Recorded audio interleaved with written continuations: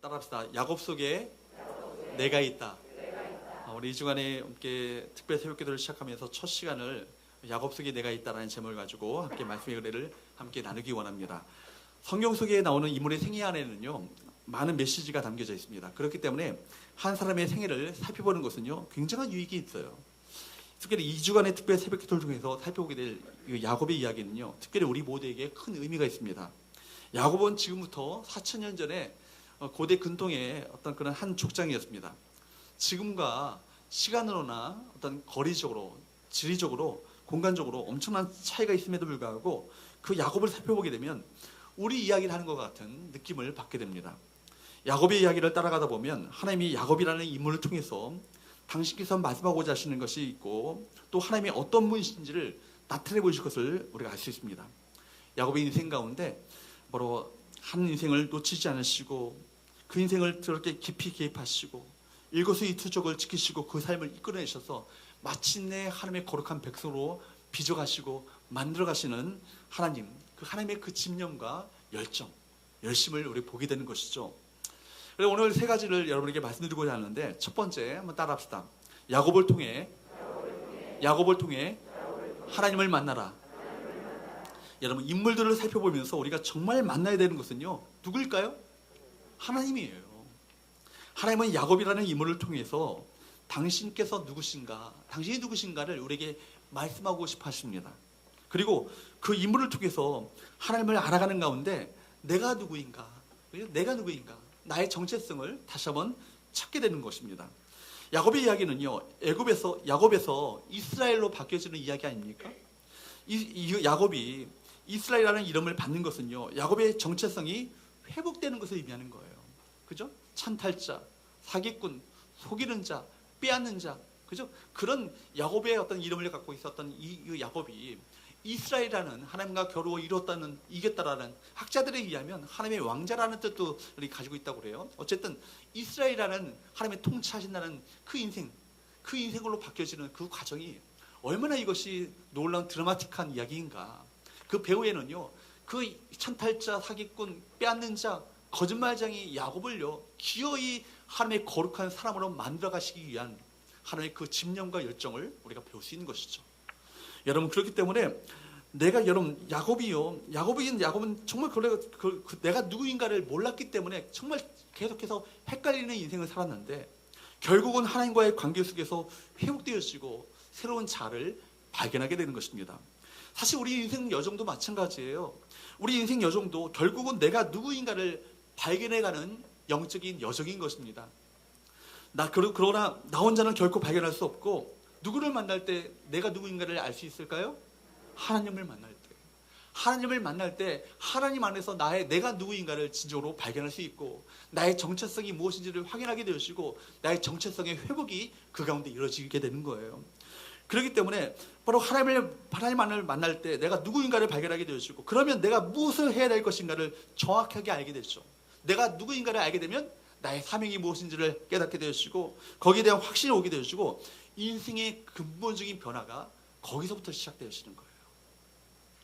이번 2주간의 특별 새벽기도를 통해서 드라마를 보는 것처럼 야곱의 이야기를 살펴보다 보면 나를 보게 되시고 그 속에서 내가 어디로 가고 있는지를 보게 되어서 하나님께서 우리 각자에게 말씀하시는 영적인 메시지를 듣게 될 줄로 믿습니다. 성경을요 인물 스토리로 성경을 연구하는 방법들이 여러 가지가 있죠. 그런데 성경을 인물 스토리로 공부하다 보면 재미가 있습니다. 성경도 이야기인데 역사라고 우리 볼 수 있습니다. 그 역사는 사건과 사람들로 어우러져 있지 않습니까? 그러니까 성경 전체를 이야기로 보게 되면요 성경이 어렵지 않고요 우리에게 커다란 영적 유익을 줘요. 창세기에 나타난 아브람과 이삭과 야곱, 그렇죠? 이 세 사람은요 하나님의 축복을 받는 사람들의 그 모형입니다. 아브람은 어떤 사람이었죠? 믿음의 조상이라고 말하잖아요. 믿음의 사람이었죠. 그러니까 하나님께서 너는 내 아비 집을 떠나 내가 지시할 땅으로 가라. 그 땅이 어딘지를 몰라요. 그런데 가라 하시니까 그대로 믿음을 가지고 순종하며 그 자기 집을 떠나 출발하게 됩니다. 그리고 그가 하나님께서 아들을 낳으라고 말씀하셨을 때 그 약속을요 끝까지 신뢰하고 믿었습니다. 그래서 결국 아브라함이 몇 세 때요? 100세 때. 그 아내 사라는 몇 세 때요? 90세 때. 아들을 낳는 놀라운 기적이 그 인생 가운데 나타나지 않아요? 여러분, 이삭은요 순종의 사람이에요. 순종하다가 100배의 축복을 그가 받게 됩니다. 근데 여러분, 문제는 뭐예요? 야곱이에요. 우리 아시다시피 야곱은요 하나님의 축복을 받을 만큼 인격적으로 성숙한 사람이 아니에요. 그는 야곱이라는 이름 그대로 그는 교활하고 꾀가 많았고요, 상황에 따라서 카멜레온처럼 색깔을 달리할 수 있는 사람이었습니다. 그런데도 그는 하나님의 축복을 받게 되어요. 윤리적인 눈으로 볼 때, 눈으로 성경을 본다면 도저히 이해가 되지 않는 상황이지만, 분명한 것은 하나님께서는요 인격적으로 모자란 바로 그 야곱을 선택하셨고 그를 변화시켜서 결국 그를 기어이 하나님의 사람으로 만들어 가셨다라는 거예요. 그러니까 이 야곱은요 야곱의 이야기가 아니라 사실은 야곱의 배후에서 역사하시는 하나님의 그 선하신 손길의 이야기를 우리 그려주고 있는 것이죠. 그렇습니다. 하나님께서 작정하시면요 어떤 절망적인 사람이라 할지라도 변화될 수 있음을 믿으시기를 축복합니다. 여러분, 우리의 모습이 어떠하든지 간에 우리가 야곱처럼 하나님을 만나기만 한다면 우리 삶은 변화되어서 거룩한 하나님의 사람이 될 수 있는 거예요. 아, 나는 틀렸어. 내가 뭐라고? 내가 뭐라고? 이런 삶을 살아왔는데, 그렇다 할지라도, 그런 삶을 살았다 할지라도 그 사람이 하나님을 만난다면요 변화될 수 있는 거예요.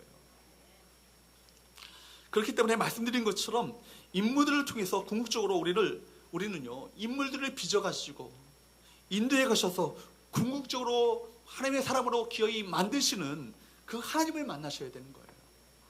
성경의 다른 인물들, 아브라함과 이삭과 요셉과 같은 사람들을 보게 되면 믿음의 사람이잖아요. 순종의 사람이잖아요. 요셉 인내의 사람이잖아요. 뭔가 우리와 좀 거리가 있는 것처럼 보이고, 뭔가 이 사람들은 뭐 탁월하게 좀 그렇게 믿음의 사람으로 그렇게 별종처럼 살아왔던 것처럼 보여요. 근데 야곱 보면요 왠지 친근해집니다. 왜요? 내가 좀 닮았거든요. 내 모습이 그 안에 있거든요. 여러분, 야곱은 좀 만만하고요, 이 정도는 나도 할 수 있겠다, 그런 생각이 좀 먹게 되는 것이 야곱 아닙니까? 그의 약점과 실수를 보면서 우리가 그와 좀 비슷한 것처럼 보이는데 그래도 야곱보다는 내가 좀 낫지 않은가, 좀 이런 의로운 감정도 생기게 되시고 그런 야릇한 위로도 우리에게 주입니다. 근데 야곱의 스토리를 읽다 보면요 그 인생은 결함으로 시작된다는 것을 발견할 수 있습니다. 그는 실수를 많이 하고 저 그에 대한 평판과 별명이 좋지 않아요. 정말 거짓말쟁이, 협잡꾼, 그죠? 협잡꾼, 사기성이 있는 욕심이 많은 사람으로 취급됩니다. 야곱의 인생, 여러분, 여정에도요 굴곡이 많았어요. 형과의 관계에서부터 시작되어서 아버지와의 관계, 어머니와의 관계, 그 부인과 자식과의 이 관계들, 이 모든 것들이요 아주 굴곡이 많고 흥미진진한 어떤 그런 드라마틱한 삶을 그가 살았습니다. 사랑도요 열정적으로 불가치하고요, 사업가적인 기질도 있어가지고요 그 재산도 엄청나게 잘 불리기도 하고, 또 맹렬함도 그 안에 있습니다. 모든 스토리가 따로 떨어지지 않고 서로 연결되면서 야곱이라는 한 인생의 인물을 그렇게 만들어가고 있는 것이죠. 그러니까 한마디로 야곱의 인생은요 사람 냄새가 좀 나요. 좀 인간 냄새가 좀 나죠. 흔히 마주치는 인간의 모습입니다. 그의 약함과 실수와 부족함 굉장히 많이 부각되죠. 그러면서 그 약점이 드러날수록 그럼에도 불구하고 그를 하나님의 사람으로 선택하시고 이끌어가시고 빚어가시는 그 하나님의 은혜가 동시에 부각되고 있음을 깨닫게 됩니다. 두 번째, 그렇기 때문에 여러분이 말씀드리고자 하는 영적인 교훈은요, 따라합시다. 복은 쟁취하는 것이 아니라 위로부터 내려주신다. 여러분, 복은요 우리가 싸우고 투쟁하고 쟁취해서 얻어내는 것이 아니라, 복은 뭐예요? 위로부터 하나님이 내려주신다는 거예요. 여러분, 야곱은요 출생에부터 두드러진 것이 뭐예요? 싸움이에요. 다툼이에요. 시작부터 흥미롭습니다. 22절 한번 볼까요? 22절 말씀을 같이 한번 읽어보도록 합니다. 시작.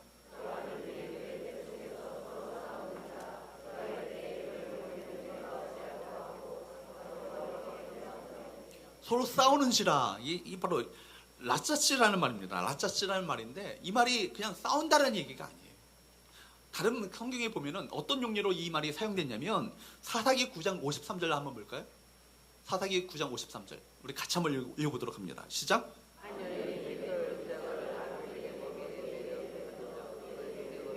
그러니까 그 여인, 한 여인이요 맷돌 윗짝을요 아비멜렉의 머리에다가 내던져가지고 그 머리가 어떻게 됐어요? 박살났다는 얘기예요. 그죠? 박살났다는 얘기, 그죠? 깨뜨렸다는 얘기 아닙니까? 또 시편 74편 14절 말씀을 또 볼까요? 시작.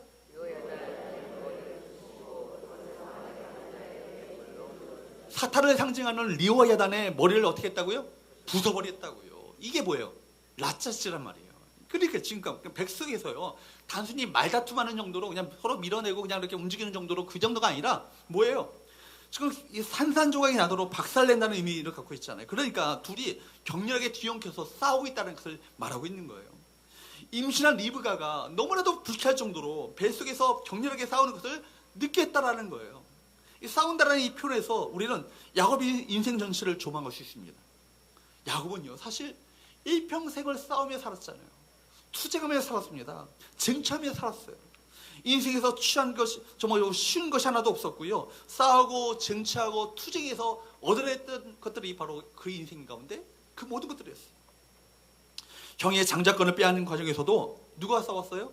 형 에서와 싸웠습니다. 아내를 얻는 과정에서도 외삼촌 라반과 싸웠습니다. 7년 동안 죽도록 고생했는데 첫날 밤을 지나고 보니까 자기가 사랑했던 라헬이 아니라 누구예요? 레아예요. 그러니까 아내를 얻기까지 14년을 보내고 나중에는 재산 때문에 또 다투게 됩니다. 형과의 문제에서도 결국은 그 야복 나루에서 형을 만나게 될 때 그때도 전쟁의 위기를 겪게 되잖아요. 또 딸 디나로 인해서 아들들이 한 부족을요 피로 물들인 사건으로 말미암아 온 가족이 아니라 바로 온 가족이 결국 가나안 족속의 피의 보복을 불러일으키는 인생 일대의 어떤 위기를 경험하게 됩니다.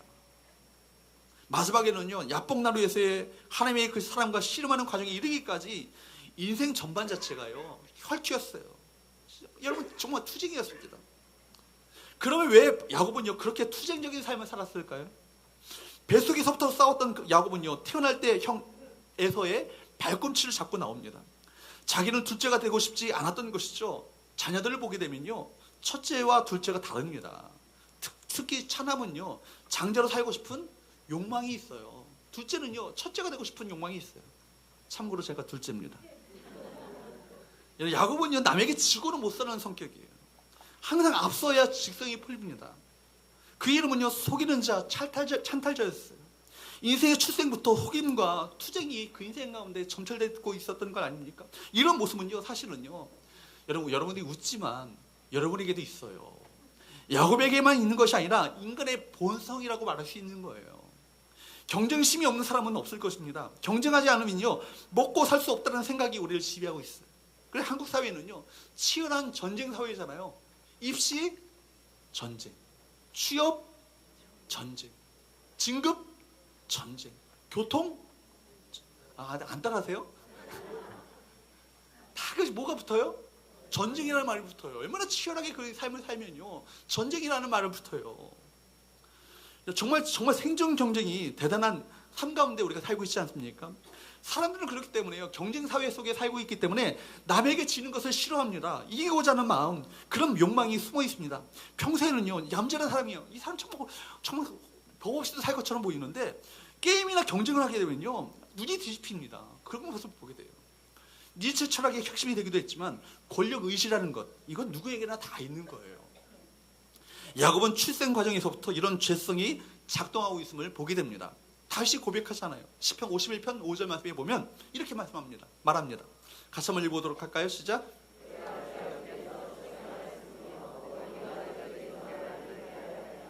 바로 다윗과 같이 거룩한 하나님의 마음에 합한 사람이라 할지라도 그가 고백하기를 뭐라고 그래요? 내가 죄악 중에 출생했고요, 어머니가 죄 중에서 나를 잉태했다라고 얘기합니다. 인간이 나이 들면서 환경 때문에 나쁜 사람이 되기도 하지만 사실은 성경적인 관점에서 보게 되면 죄는요, 누가 가르쳐주지 않아도요, 죄를 짓게 마련인 거예요. 왜냐하면 우리가 죄악 가운데 태어난 바로 삶을 살기 때문입니다. 그러니까 여러분, 성선설이 아니라 성악설이죠. 우리는 다 죄 중에 우리가 태어난 거예요. 야곱의 죄성을 가지고 태어나는 인간의 모습을 보여주는 가장 좋은 모델이 되어지는 것입니다. 야곱은요, 경쟁심이 남달랐어요. 그는 지나칠 정도로 투쟁적이고 너무 강한 집착을 드러냅니다. 야곱은 자기 주관이 뚜렷한 사람이었습니다. 아버지 이삭과는요, 아주 대조적인 어떤 그런 캐릭터를 갖고 있어요. 형의 발꿈치를 잡았다는 것, 주도적이고 추진적인 거예요. 결코 수동적인 삶을 살지 않았습니다. 한번 목표를 정하면 물러서지 않고 놓치지 않았어요. 싸우면 이겨야 직성이 풀리는 거예요. 이런 성격이 무조건 나쁜 것은 아니에요. 아주 적극적인 삶의 태도라는 면에서는 좋은 장점도 있죠. 그런데 여러분, 야곱의 인생이 어디에서부터 어긋난 거예요? 복을 주실 하나님을 의지하기보다요, 자신이 복을 쟁취하려 하는 데 있어 바로 삶이 어긋난 거 아니겠습니까? 바로 복은 누가 내려주신다고요? 위로부터 하나님이 내려주신다고요. 그러니까 누구를 의지하셔야 되는 거예요? 하나님을 의지하셔야 되는 거예요. 그러나 자기의 잔꾀와 자기 실력과 자기 어떤 그런 어떤 노력들을 의지했던 것이죠. 그래서 자기가 복을 쟁취하려고 한 데서부터 그 인생 자체가 꼬이고 어긋난 건 아니겠습니까? 복은 쟁취해서 얻는 것이 아니라 하나님께서 내려주시는 거예요. 여러분, 야곱은요, 복에 대한 집착이 너무 강했습니다. 태중에서 싸웠던 것, 형의 발꿈치를 잡았던 것, 형의 장자권을 사려고 했던 것도요, 복에 대한 강한 집념 때문이었습니다. 그리고 일평생 뭘 구하죠? 복을 구했습니다. 그가 야복나루에서 하나님의 그 사자와 씨름할 때도 복을 주지 않으면 놓지 않기도 합니다.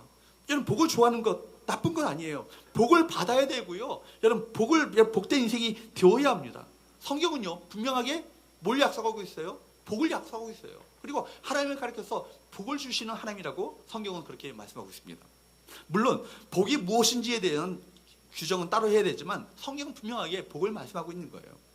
우리가 복을 갈망하고 복을 받아야 되는 이유는요, 내가 복을 받아야 내 주변으로 그 복이 흘러가기 때문에 그래요.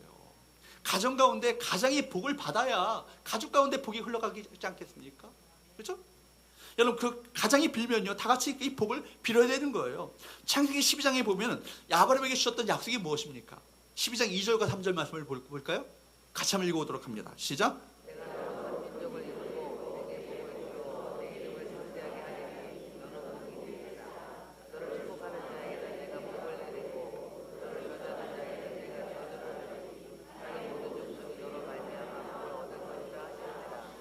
너는 뭐라고요?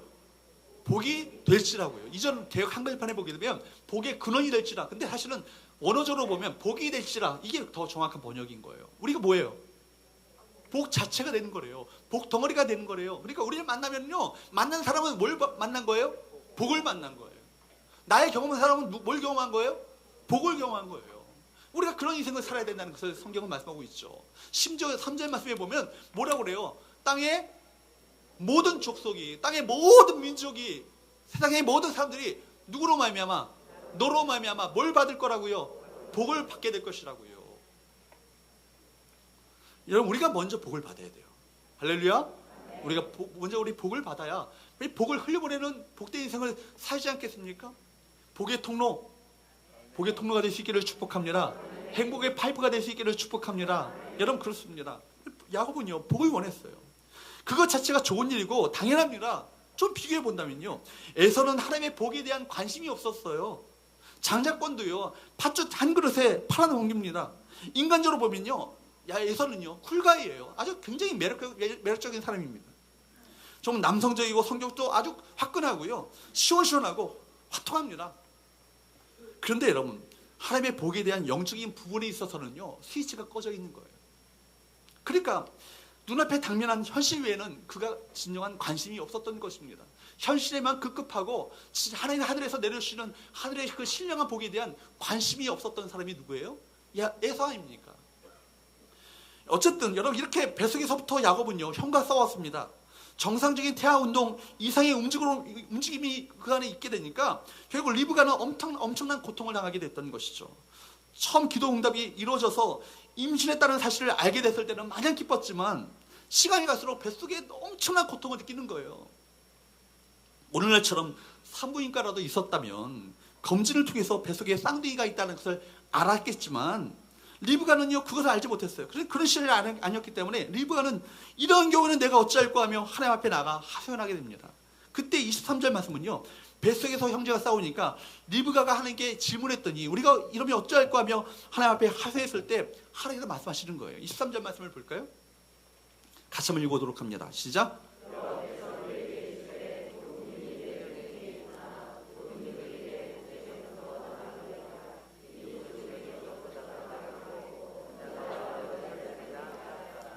한 뱃속에 있는 두 사람에 대한 하나님의 디자인이 다른 거예요.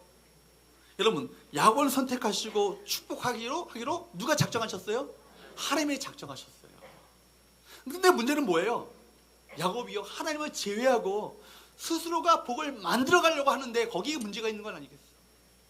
이미 그는 복을 받은 인생이에요. 근데 하나님을 제껴놓고 자기 스스로가 그 복을 쟁취하고 투쟁해서 얻으려고 했던데 거기서부터 그 인생이 꼬인 건 아니겠습니까? 이 세상의 책들을 보게 되면요, 복을 만드는 법, 성공하는 법, 돈을 버는 법, 사람의 마음을 이끄는 법, 그거에 대해서 말합니다. 그런 성공의 길로 가도록 상담해주는 사람도 있고요, 컨설턴트도 있고요, 또한 뭐 세미나도 하고 컨퍼런스도 열기도 합니다. 그런 단체들이 또 그것으로 많은 돈을 벌죠. 세상이 말하는 것은요, 복은 기술에 속하고 방법만 잘 선택하면 만들어낼 수 있다는 거예요. 그게 세상의 메시지예요. 많은 사람들은 이런 열심히만 하면 복을 만들 수 있다라고 착각합니다. 이런 이 세상에서 온 이론에 우리 그리스도인들도 감염되어서 신자인데도 세상 방식으로 복을 찾고 얻으려고 합니다. 야곱은요, 교회 안에서 우리가 흔히 만날 수 있는 세속적인 그리스도인의 표상인 거예요. 교회는 다니는데 복을 하나님의 방식으로 구하는 것이 아니라 세상적인 방식으로 복을 찾고 있는 사람입니다. 야곱은 복을 얻기 위해서 수단과 방법을 가리지 않죠. 팥죽으로 형을 속이는 과정에서 보게 되면 그것은요, 자기가 뺏은 것이지 하나님께서 주신 것이 아님을 알게 됩니다. 이런 성향을 가진 사람은 성경적인 원리나 방법은 찾지 않고 이익을 위해서라면, 돈을 벌기만 한다면 복을 품고 쟁취하는 거예요. 쟁취하고 마는 거예요. 누구에게는 안 뺏기는 것입니다. 정도의 차이는 있지만 누구나 결코 지지 않고 덤벼서 빼앗고자 하는 공격성이 내면에 다 있어요. 야곱은 내가 복을 쟁취하라는 그 집착이 너무 강한 나머지 주변 사람에게까지 피해를 줬던 사람이 바로 야곱이었던 것입니다. 그러므로 우리가 성경을 읽으면서 확실하게 붙들어야 될 것은 뭐예요? 복은 하나님께서 위로부터 내려주신다. 이거 꼭 붙들으셔야 돼요. 복은 누가? 내가가 아니라 하나님께서. 어디서부터? 위로부터. 아무리 능력이 많은 사람이라도 복은요, 우리 편에서 만들어지는 것이 아니에요. 하나님의 은혜로 주어지는 복을요, 인간의 욕망으로 성취하려고 할 때 그 인생이 꼬이는 것입니다. 야곱은 복을 받기로 결정된 사람이에요. 기다리면, 때가 되면 이미 장자로 하나님께서 구별해 놓으신 그 섭리가 그 인생 가운데 작동하게 되어 있어요. 하나님의 섭리 안에 온전히 순종하기만 하면, 믿음으로 하나님을 신뢰하며 의지하며 한 걸음 한 걸음 하나님의 인도하심을 따라 발걸음을 떼기만 한다면 이로부터 복이 그 인생 가운데 임하고야 말 거예요. 여러분, 하나님의 백성들은요, 이 세상과 투쟁하고 쟁취해서 경쟁해서 싸우는 사람들이 아니에요. 우리가 하나님의 말씀을 따라 살게 되면 하나님께서 우리에게 복을 허락하여 주실 줄로 믿습니다. 우리가 이런 믿음을 가져야 되는 거예요. 복은 누가 주신다? 내가 노력하고 투쟁하고 쟁취해서 얻어내는 것이 아니라 하나님이 베푸십니다. 하나님은 복의 근원이시고 우리에게 복을 주시기 원하십니다. 야곱을 통해서 우리에게 주시는 그 메시지는 뭐예요? 야곱의 복의 집념보다 하나님이 야곱에게 복을 주고자 하시는 그 집념이 더 강하시다는 거예요. 야곱을 선택하셨던 하나님은요, 한번 붙잡으시고 선택하시면 결코 포기하지 않으시는 하나님이십니다. 할렐루야. 하나님은요, 야곱을 붙잡으신 후에 결코 그를 포기하지 않으셨어요. 그의 실수, 그의 범죄, 그의 연약함, 그의 거듭되는 거짓말, 그 야비한 수법을 보시면서도 그를 포기하지 않으시는 하나님. 야곱의 하나님은 그에게 끊임없이 은혜를 베풀어 주시는 하나님, 무서운 집념을 가지고 그를 접근해 나가시는 하나님이세요. 그리고 자신을 야곱의 하나님으로 부르기를 주저하지 않으시는 하나님이십니다. 근데 야곱은요, 이걸 몰랐던 거예요. 이걸 몰랐던 거예요. 그러므로 세 번째 우리가 여러분에게 함께 나누기 원하는 세 번째 교훈은요, 따라합시다. 복보다 복받을 그릇이 어떻다고요? 더 중요하다. 복보다 복을 받을 그릇이 더 중요하다는 거예요. 그러므로 우리가 하나님께 어떻게 반응하냐가 중요한 거예요. 우리가 고집을 피우면요, 우리 인생에 사연이 더 많아져요. 아, 목사님 참 인생이 참 사연이 많아요. 그거요, 상처투성이라는 얘기예요. 얼마나 그 인생 가운데 많은 어떤 굴곡진 인생을 살아감으로 말미암아 상처투성이의 어떤 인생을 살아왔겠어요. 그러니까 사연이 많은 거 아니겠어요? 삶이 단순해지지 않는 거예요. 하나님께 더디 반응할수록 삶은 거칠고 험악해지는 거라고요. 여러분, 창세기 47장 9절 말씀을 볼까요? 창세기 47장 9절 말씀, 야곱이요 이집트의 그 대왕제였던 바로 앞에서 그 고백했던 얘기 아니에요. 같이 한번 읽어보도록 합니다. 시작. 야곱이 바로에게 아뢰되 내 나그네 길의 세월이 130년이다. 내 나이가 얼마 못 되니 우리 조상의 나그네 길에 연주에 미치지 못하나 어떤 세월을 보냈다고요? 험악한 세월을 보내었나이다. 내가 내 인생이 나그네 길을 살았습니다. 좀 나그네 인생과 같이 떠돌이 인생을 살았습니다. 그리고 내가 130년 살았지만 이것이요 행복하고 풍요로운 어떤 평탄한 인생을 살아가는 것이 아니라 뭐라고요? 험악한 세월을 보냈다고요. NIV 성경 보니까 difficult라고 그래요. 힘들고 까다롭다고 번역했어요. 킹제임스 버전을 보니까 evil, 악하다. NASB 보니까 불쾌하다, unpleasant 이렇게 번역했습니다. 공동번역 성경 보니까 굳은 인생을 살았다. 하나같이요 순탄하지 못한 인생을 표현하는 단어들 아니에요. 고되고 고생스럽게 짝이 없는 그 인생을 살았다라는 거예요. 왜 그렇습니까? 킹제임스 버전 그 번역처럼 악한 삶, 즉 선한 목적을 위해서 악한 방법도 마다하지 않는 그런 삶을 살았기 때문에 험악한 인생을 살 수밖에 없었던 거예요. 그래서 야곱은요 결국 대가를 똑똑하게 치르잖아요. 도망가듯 고향을 떠났고요. 어머니와 생이별하여서 끝내 다시는 그 사랑하는 어머니를 만나지 못했고요. 라반에게는 외삼촌 라반에게는 누차 어떤 그런 사기를 당했습니다. 아들들도 야곱에게 거짓말을 했잖아요. 일삼았습니다. 아버지에게 경들이 흉을 일러바친 요셉을요. 요셉이 결국 미움을 받아서 거의 죽을 뻔하잖아요. 근데 여러분 자식들은 요셉이 죽었다고 야곱을 속입니다. 능청스럽게 염소피를 바른 어떤 그 채덕을 갖고 와가지고 이렇게 죽지 않았냐고. 결국 뭐예요? 거짓말 치고 사기를 쳤던 그 야곱은요 아들들에게 사기를 당하는 거예요. 외삼촌에게 사기를 당하는 거고요. 야망을 성취했을 때 왜 고달팠다고 고백하는 걸까요?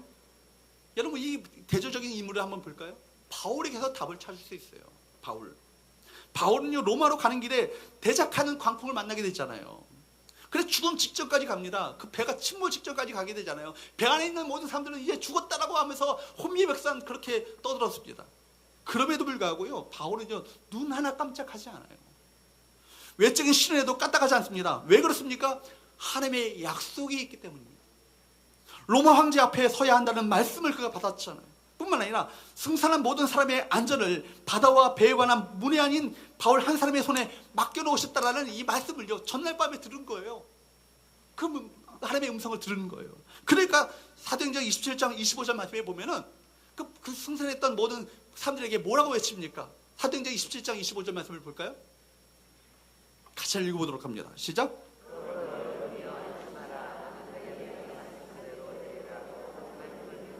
여러분 지금 혼비백산한 그 광풍으로 말미암아 대적하는 광풍으로 말미암아 침몰 직전에 있는 사람들에게 안심하라고 담대하라고 외칠 수 있었던 근원이 뭐예요?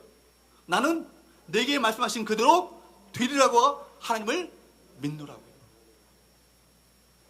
내게 말씀하신 그 하나님의 음성이 있다는 것을 믿는 그 사람은요 그 하나님의 그 말씀하신 그 하나님께서는 그 반드시 그 약속을 성취하시고 그 약속을 반드시 이루실 것이라는 것을 믿는 사람은요 요동치 않는다는 거예요.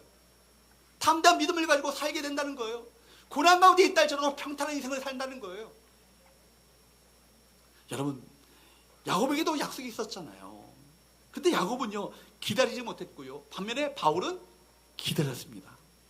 야곱은 수단과 방법을 가리지 않고 그때를 당기려고 했고 바울은 하나님의 말씀하신 대로 하시라 믿어서 의심치 않았습니다. 두 사람 모두가 다 말씀을 믿었어요. 생각해 보십시오. 야곱이 믿지 않았다면 그렇게 대담하고 뻔뻔한 행동을 어떻게 자행했겠습니까? 다만 인간적인 방법으로 그 하나님의 뜻을 이루고자 했기 때문에 험악한 인생, 고달픈 인생을 살았다는 거예요. 여러분 이미 야곱에게 이스라엘이라는 이름을 주셨잖아요. 이 영광스러운 이름을 주셨잖아요. 하나님께서 그 인생과 더불어서 겨루 이겼다라고 결국 그 인생을 하나님께서 통치하시고 지배하시고 다스리신다는 그 이스라엘의 어떤 하나님의 왕자라는 그 여러 가지 뜻을 갖고 있는데 그 이스라엘이라는 이름을 주셨어요. 근데 그 야곱의 이름이 이스라엘로 바뀌어지는 그 순간이요 너무나 긴 거예요. 성경에서 사람들의 이름을 바꿔주는 사건들이 종종 일어나는데 이것은요 삶의 근본적인 변화를 통해서 하나님께서 그 인생을요 새롭게 하실 때 일어나는 독특한 경험입니다. 그럴 때 이름을 바꿔주셔요. 하나님 편에서는요, 복을 주시기 원하는데 복을 받을 사람의 변화가 일어나지 않으면요, 복을 받을 수가 없는 거예요. 복을 주실 수가 없는 거예요. 여러분, 복을 받을 그릇이 준비되지 않았기 때문에 그 복이 그 인생 가운데 내려지지 않는 거예요. 여러분, 복보다 더 중요한, 그렇기 때문에 복보다 더 중요한 게 뭐라고요? 복을 받을 그릇이 중요하다고. 그릇이 뭐예요? 성품이죠. 인격이죠. 믿음이죠. 변화가 일어나지 않으면요, 그릇에 구멍이 나서요, 복이 새어버리니까 소용이 없는 것입니다. 하나님의 관심은 뭐예요? 복보다 그 인생의 변화를 더 관심이 있어 하세요. 하나님의 이끄심에 민감하게 반응하고 순종하면요, 인생이 그렇게 복잡하게 꼬이지 않아도 하나님의 축복과 은혜로 더 풍성하고 아름다운 인생이 될 것인데, 내가 끝까지 나의 고집을, 끝까지 내 인간적인 방법을, 인간적인 어떤 스스로를 고집하다 보면요, 결국 그 인생을 하나님께 오히려 기어이 그 인생을 만지시고 빚어가실 때 얼마나 아프겠어요. 험악한 인생을 보낼 수밖에 없는 건 아니겠습니까? 하나님께서는요, 하나님의 백성이었던 이스라엘 백성들을 향해서 약속의 땅, 어떤 땅이요? 가나안 땅을 준비해 놓으셨잖아요. 가나안 땅이요, 성인 걸음으로 빨리 가면요 8일이면 간대요. 8일. 그리고 2주면 가는 거리예요. 2주면 가는 거리인데요, 그 2주면 가는 거리를요 얼마나 걸렸다고요? 4개월이 아니에요. 4년이 아니에요. 자그마치 40년이 걸렸다고요. 그 이스라엘 백성들이 그 광야길을 걸었던 행보를요 선으로 그려보면요, 그 길이 없어요. 길이 막 왔던 길을 또 다시 오고 또 반복하고 그 길을 막 새카맣게 그릴 수밖에 없는 거예요. 여정이 광야에서 그렇게 40년 동안 헤맬 수밖에 없었던 이유가 뭐예요? 그들이 고집을 피웠기 때문에 그래요. 말 그대로 원불교 신자였잖아요. 원불교 신자. 원망과 불평과 교만. 그죠? 끝까지 원망하고 하나님의 그 지도자였던 그 모세를 원망하고, 그래 불평하고, 결국 끝까지 자기 고집을 내세우는 교만으로 말미암아 결국 이스라엘 백성들을요 그 광야에서 헤맬 수밖에 없었던 거예요. 여러분, 야곱의 생에서 자기 고집과 주관이 너무 강한 것이요 그 인생을 복잡하게 만드는 거예요. 여러분, 복은요 아무에다나 담기지 않습니다.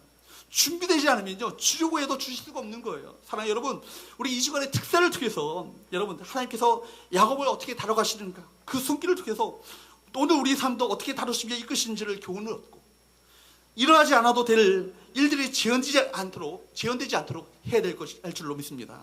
야곱을 다루시며 이끄시는 하나님의 구체적인 손길이 우리 삶에도 함께 임함으로 말미암아 결국 바로 하나님의 손길 가운데 우리를 빚어가시고 인도해 가시며 이끌어 가시는 그 하나님의 은혜 손길 가운데 믿음으로 순종함으로 한 걸음 한 걸음 발걸음을 떼므로 말미암아 마침내 하나님의 거룩한 삶들로 빚어 가시는 하나님의 놀라운 역사가 우리 삶 가운데 나타나게 되기를 주님으로 축복합니다. 기도하겠습니다.